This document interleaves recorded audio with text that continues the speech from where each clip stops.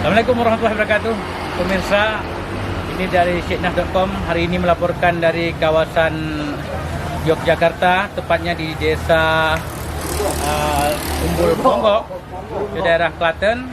Ini pemirsa, Syekhnah hari ini berada di sini di tempat pemandian yang sangat terkenal di desa Umbul Ponggok ini.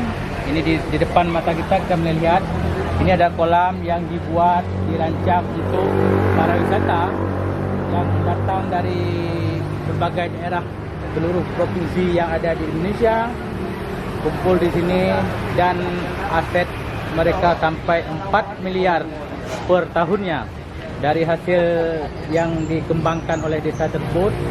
Yang jadi objek wisata dan mereka jadi percontohan desa yang sangat termotivasi pada saat ini di Indonesia.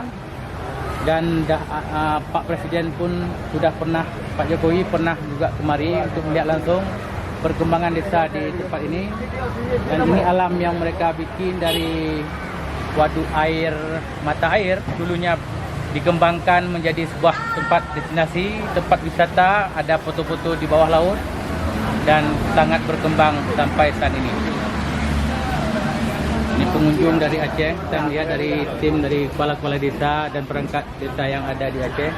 Hari ini kami berkunjung ke sini untuk melihat langsung potensi apa yang bisa dikembangkan di daerah kami.